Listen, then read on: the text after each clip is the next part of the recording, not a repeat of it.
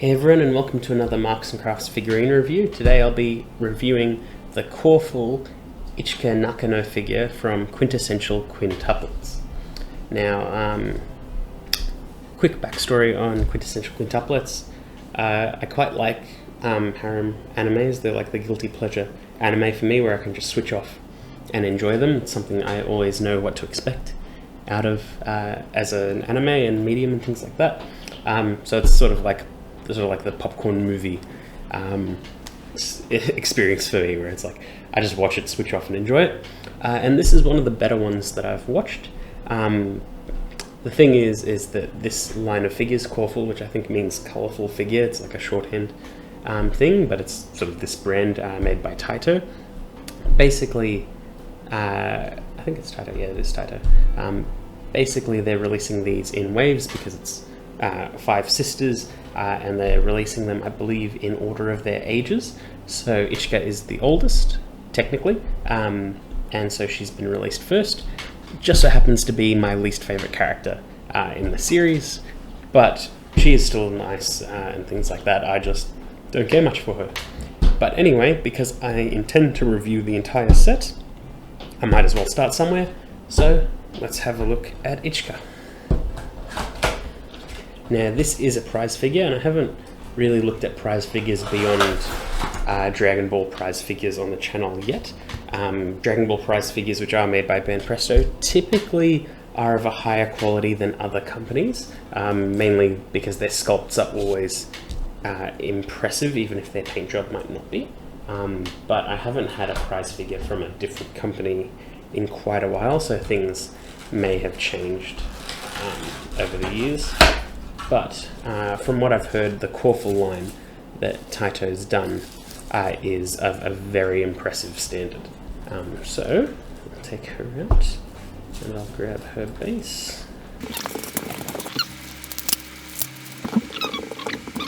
Pop onto the base there. Her base has got her name on it. Looks quite nice. It's simple but really nice little detail. And here she is, all set up. And really at a glance, looking quite good, especially detail on her face, which is very nice. There's a nice little bit of blush in her cheeks. Let's see if I can get it. There's some nice blush in her cheeks, really nice detail on her eyes, and the pink tone of her hair looks quite nice. It is shaded just a little bit. It seems like it's lighter pink on top than it is on her tips, but just by a bit. It's not super obvious. The box sort of leads you to believe that it is a bit more of a drastic change, where it's almost like almost a white pink and then goes full pink, but that's not the case. But this is still quite nice. Detail wise, quite good. As I've said in my pop-up parade reviews, prize figures do have quite a few paint errors and things like that, but that's expected of them, as long as nothing's really on the face or immediately in the front, usually perfectly fine. The reason why I nitpick pop-up parades is because they're meant to be the bridge between prize figure and scale figure, so if you find consistent issues with a pop-up parade, they're not really doing the job correctly. But for prize figures, a lot more forgiving for things like that. There is some paint errors for like painting in between the lines and things like that. It is quite noticeable, but not too bad. Everything that needs to be color separated is color separated correctly. Skin tone is nice and mostly matte.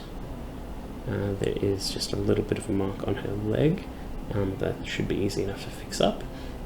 Not a big fan of how her jacket isn't quite matte. It's just like it looks like the sort of gloss plastic, and it's a little bit smudgy.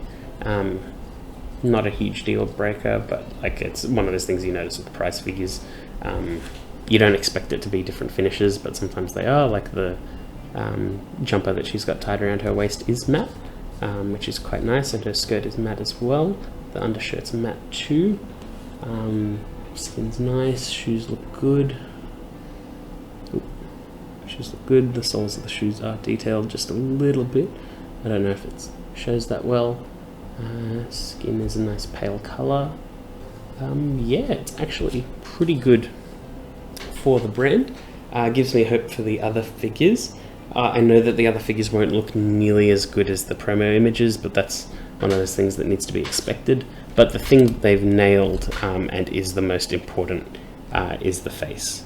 And just the colouring on it, the actual sculpt detail is very good. The fact that the mouth isn't just painted on, it's actually sculpted in there and detailed in. Like you can see the tongue is a different colour to the mouth, and the teeth are a different colour. And that's nice. There's a little blush in her cheeks. Eyes are very well detailed. Her face is the right size and shape. Yeah, it's actually quite an impressive figure. And I have heard good things about the Coreful line, so this sort of cements that, which is quite nice.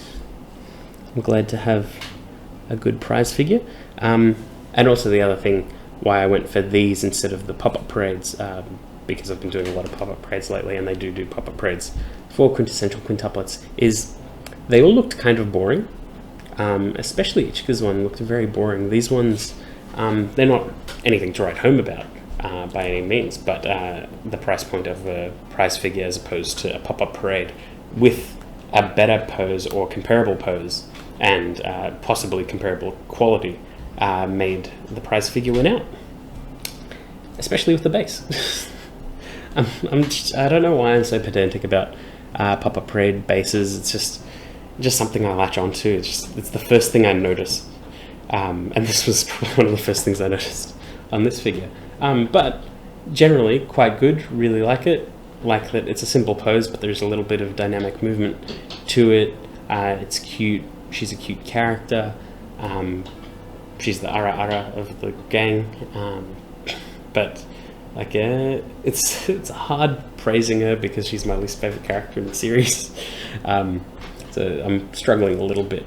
But generally, look, it is a good figure. If you like Ichika, go ahead. It's a good Ichika in her school uniform, because a lot of the other prize figures and figures in general of Ichika are in different outfits entirely. Like there's a whole wedding dress line, there's a whole swimsuit line, and there's like a formal dress line coming out this year and things like that. But there's not too much in terms of school uniform, and I feel like, I feel like this. As a collector, my sort of thing is to get everyone in their most iconic outfit, because I'm also the type of collector that might just stop at one set of characters or one of every character, minus my Dragon Ball Z figures. I will definitely buy multiple characters because of different states, different poses and things like that. But generally it's a one figure per person rule. So I need to make sure that that figure embodies that character. So typically I'll go for the outfit that I see them most in, which in this case is the school uniform, which is also why I like this line, because all of them are going to be in their school uniform, all of them their iconic look, and yeah, it gives me hope that the figure line will look good when they're all set up. And I believe the next one will be Nino, and then after that I believe it's Itsuki, but I could be wrong. I'm not quite sure what the release schedule is. Regardless, I do aim to review all of them, assuming the channel is doing well. But yeah, I hope you enjoyed that video, and I'll see you all next time.